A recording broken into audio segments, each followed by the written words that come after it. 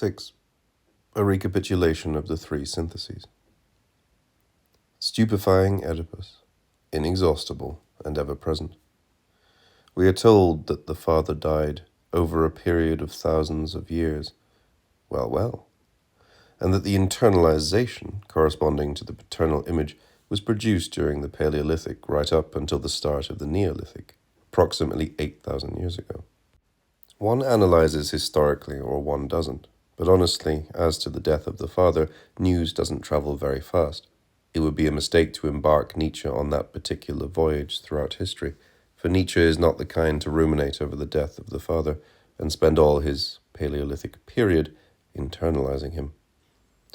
On the contrary, Nietzsche is exceedingly tired of all these stories revolving around the death of the father, the death of God, and wants to put an end to the interminable discourses of this nature, discourses already in vogue in his Hegelian epoch. Alas, he was wrong. The discourses have continued. But Nietzsche wanted us, finally, to pass on to serious things. He gives us 12 or 13 versions of the death of God, for good measure, and to be done with it, so as to render the event comical. And he explains that, strictly speaking, this event has no importance whatever, that it merely concerned the latest pope. God dead or not dead, the father dead or not dead, it amounts to the same thing, since the same psychic repression, refoulement, and the same social repression, répression, continue unabated, here in the name of God or a living father, there in the name of man or the dead father. Nietzsche says that what is important is not the news that God is dead, but the time this news takes to bear fruit. Here the psychoanalyst perks up his ears, believing he has heard a familiar chord. It is well known that the unconscious takes a lot of time to digest a bit of news.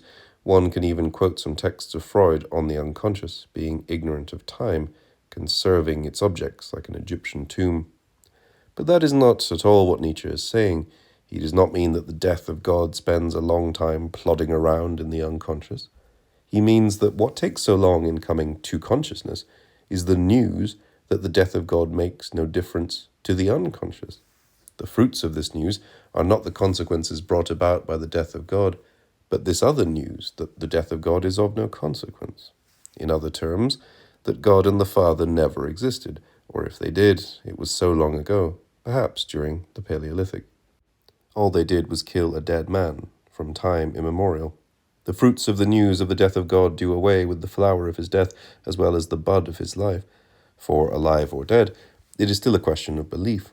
The element of belief has not been abandoned. The announcement of the Father's death constitutes a last belief, a belief by virtue of non-belief, about which Nietzsche says, this violence always manifests the need for a belief, for a prop, for a structure. Oedipus as structure.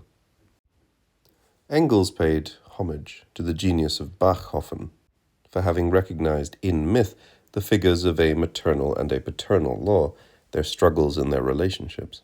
But Engels slips in a reproach that changes everything. It really seems as if Bachofen believes all this, that he believes in myths, in the Furies, Apollo and Athena. The same reproach applies even better to psychoanalysts. It would seem that they believe in all of this, in myth, in Oedipus, and castration. They reply, the question is not one of knowing whether we believe in this, but whether or not the unconscious itself believes in it. But what is this unconscious when reduced to the state of belief? Who injects it with belief? Psychoanalysis cannot become a rigorous discipline until it accepts putting belief in parentheses, which is to say, a materialist reduction of Oedipus as an ideological form. It is not a matter of saying that Oedipus is a false belief, but rather that belief is necessarily something false that diverts and suffocates effective production. That is why seers are the least believing of men. When we relate desire to Oedipus, we are condemned to ignore the productive nature of desire. We condemn desire to vague dreams or imaginations that are merely conscious expressions of it. We relate it to independent existences, the father, the mother, the begetters, that do not yet compromise their elements as internal elements of desire. The question of the Father is like that of God. Born of an abstraction, it assumes the link to be already broken between man and nature, man and the world, so that man must be produced as man by something exterior to nature and to man. On this point, Nietzsche makes a remark completely akin to those of Marx or Engels. We now laugh when we find man and world placed beside one another, separated by the sublime presumption of the little word and. Coextensiveness is another matter entirely, the coextension of man and nature, a circular movement by which the unconscious, always remaining subject, produces and reproduces itself. The unconscious does not follow the paths of a generation progressing, or regressing, from one body to another. Your father, your father's father, and so on.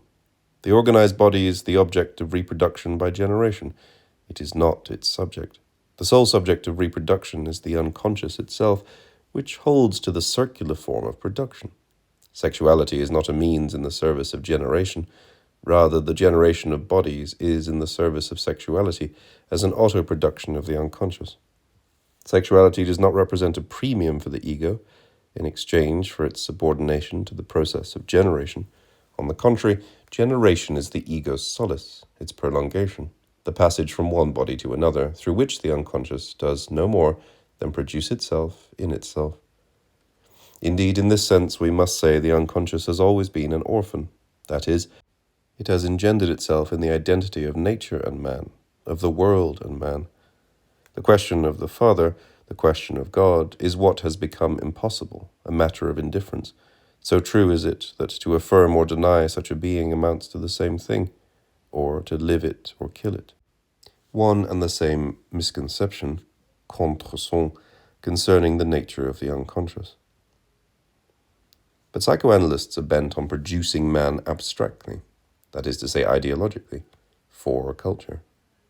It is Oedipus who produces man in this fashion, and who gives a structure to the false movement of infinite progression and regression. Your father and your father's father, a snowball gathering speed as it moves from Oedipus all the way to the father of the primal horde, to God in the Paleolithic age. It is Oedipus who makes us man, for better or for worse, say those who would make fools of us all. The tone may vary, but the message remains basically the same. You will not escape Oedipus. Your sole choice is between the neurotic outlet and the non-neurotic outlet. The tone may be that of the scandalized psychoanalyst, the psychoanalyst as cop. Those who do not bow to the imperialism of Oedipus are dangerous deviants, leftists who ought to be handed over to social and police repression. They talk too much and are lacking in anality. Dr. Gérard Mendel, Doctors Stefan. What kind of disquieting play on words is it that can make the analyst a promoter of anality? Or there is the psychoanalyst as priest, the pious psychoanalyst who is forever chanting the incurable insufficiency of being. Don't you see that Oedipus saves us from Oedipus? It is our agony, but also our ecstasy, depending on whether we live it neurotically or live its structure. It is the mother of the holy faith, J.M. Pohier. Or the techno-psychoanalyst, the reform psychoanalyst obsessed with the triangle, who wraps the splendid gifts of civilization in Oedipus, identity, manic depression, and liberty in an infinite progression. Through Oedipus, the individual learns to live the triangular situation, the token of his identity, and at the same time he discovers, sometimes in a depressive mode, sometimes in a mode of exaltation, his fundamental alienation, his irremediable solitude, the price of his liberty. The basic structure of the Oedipal apparatus must not only be generalized in time, so as to account for all the triangular experiences of the child and his parents, it must be generalized in space to include those triangular relations other than the parent-child relations. Hockman, pour une psychiatrique communautaire. The unconscious poses no problem of meaning, solely problems of use. The question posed by desire is not what does it mean, but rather how does it work? How do these machines, these desiring machines, work, yours and mine? With what sort of breakdowns as a part of their functioning? How do they pass from one body to another? How are they attached to the body without organs? What occurs when their mode of operation confronts the social machines? A tractable gear is greased, or on the contrary, an infernal machine is made ready. What are the connections? What are the disjunctions, the conjunctions? What use is made of the syntheses? It represents nothing, but it produces. It means nothing, but it works. Desire makes its entry with the general collapse of the question, what does it mean? No one has been able to pose the problem of language except to the extent that linguists and logicians have first eliminated meaning, and the greatest force of language was only discovered once a work was viewed as a machine, producing certain effects, amenable to a certain use. Malcolm Lowry says of his work, "It's anything you want it to be, so long as it works. It works too, believe me, as I have found out. A machinery. But on condition that meaning be nothing other than use, that it become a firm principle only if we have at our disposal immanent criteria capable of determining the legitimate uses, as opposed to the illegitimate ones that relate use instead to a hypothetical meaning, and re-establish a kind of transcendence." Analysis termed transcendental is precisely the determination of these criteria, immanent to the field of the unconscious, insofar as they are opposed to the transcendent exercises of a "what does it mean?" Schizoanalysis is at once a transcendental and a materialist analysis. It is critical in the sense that it leads the criticism of Oedipus, or leads Oedipus, to the point of its own self-criticism. It sets out to explore a transcendental unconscious, rather than a metaphysical one, an unconscious that is material rather than ideological, schizophrenic rather than Oedipal, non-figurative rather than imaginary, real rather than symbolic, machinic rather than structural, and unconscious, finally, that is molecular, microphysical, and micrological rather than molar or gregarious, productive rather than expressive. And it is a matter here of practical principles as direction for the cure. Thus we have already seen how the immanent criteria of desiring production permitted a definition of legitimate uses, of syntheses, uses completely distinct from Oedipal uses, and in relation to this desiring production, the Oedipal illegitimate uses seemed to us to be multiform, but always to revolve around the same error, and to envelop theoretical and practical paralogisms. In the first place, a partial and non-specific use of the connective syntheses was found to be in opposition to the Oedipal use, itself global and specific. This global specific use was found to have two aspects, parental and conjugal, to which the triangular form of Oedipus and the reproduction of this form corresponded. This use rested upon a paralogism of extrapolation that in fact constituted Oedipus's formal cause, an extrapolation whose illegitimate nature weighed on the whole operation. The extraction of a transcendent complete object from the signifying chain, which served as a despotic signifier on which the entire chain thereafter seemed to depend, assigning an element of lack to each position of desire, fusing desire to a law, and engendering the illusion that this loosened up and freed the elements of the chain. In the second place, an inclusive or non-restrictive use of the disjunctive syntheses is in opposition to their Oedipal exclusive restrictive use. This restrictive use, in its turn, has two poles, imaginary and symbolic, since the only choice it permits is between the exclusive symbolic differentiations and the undifferentiated imaginary, correlatively determined by Oedipus. This use demonstrates, this time, how Oedipus proceeds. It demonstrates Oedipus's method, a paralogism of the double bind, the double impasse. Or, in line with a suggestion made by Henri Gobard, would it be better to translate this as double hold, like a full Nelson hold in wrestling, so as to better describe the treatment forced on the unconscious when it is bound at both ends, leaving it no other choice than to respond to Oedipus, to cry Oedipus, in sickness as in health, in its crises as in their outcome, in its resolution as in its problem. In any case, the double bind is not the schizophrenic process. On the contrary, the double bind is Oedipus, insofar as it arrests the motion of the process, or forces it to spin around in the void. In the third place, a nomadic and polyvocal use of the conjunctive syntheses is opposed to the segregative and biunivocal use made of them. There again, this biunivocal use, illegitimate from the point of view of the unconscious itself, has what appears to be two moments. First, a moment that is racist, nationalistic, religious, etc., and that, by means of a segregation, constitutes an aggregate of departure that is always presupposed by Oedipus, even if in a totally implicit fashion. Next, a familial moment that constitutes the aggregate of destination by means of an application, whence the third paralogism, the paralogism of application, which fixes the precondition for Oedipus by establishing a set of bi-univocal relations between the determinations of the social field and the familial determinations, thereby making possible and inevitable the reduction of libidinal investments to the eternal daddy-mummy. We still have not exhausted all the paralogisms that lead the practice of the cure in the direction of a frenzied oedipalization, a betrayal of desire, the unconscious closeted in a day nursery, a narcissistic machine for arrogant and mouthy little egos, a perpetual absorption of capitalist surplus value, flows of words against flows of money, the interminable story, psychoanalysis. The three errors concerning desire are called lack, law, and signifier.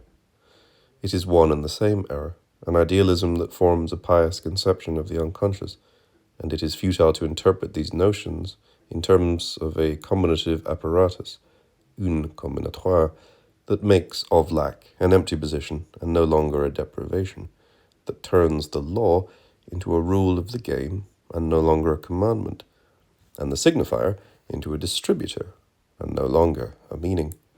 For these notions cannot be prevented from dragging their theological cortege behind: insufficiency of being, guilt, signification. Structural interpretation challenges all beliefs, rises above all images, and from the realm of the mother and the father retains only functions, defines the prohibition and the transgression as structural operations. But what water will cleanse these concepts of their background, their previous existences? Religiosity? Scientific knowledge as non-belief is truly the last refuge of belief. And, as Nietzsche put it, there never was but one psychology, that of the priest.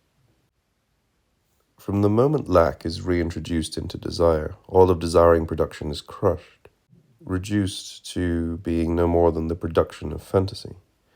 But the sign does not produce fantasies. It is a production of the real and a position of desire within reality. From the moment desire is welded again to the law, we needn't point out what is known since time began, that there is no desire without law. The eternal operation of eternal repression recommences. The operation that closes around the unconscious the circle of prohibition and transgression, white mass and black mass. But the sign of desire is never a sign of the law. It is a sign of strength, puissance. And who would dare use the term law for the fact that desire situates and develops its strength, and that wherever it is, it causes flows to move and substances to be intersected? I am careful not to speak of chemical laws. The word has a moral aftertaste. From the moment desire is made to depend on the signifier, it is put back under the yoke of a despotism whose effect is castration, there where one recognizes the stroke of the signifier itself. But the sign of desire is never signifying. It exists in the thousands of productive breaks, flows that never allow themselves to be signified within the unary stroke of castration. It is always a point sign of many dimensions, polyvocity as the basis for a punctual semiology. It is said that the unconscious is dark and somber. Reich and Marcuse are often reproached for their Rousseauism, their naturalism, a conception of the unconscious that is thought to be too idyllic. But doesn't one indeed lend to the unconscious horrors that could only be those of consciousness and of a belief too sure of itself?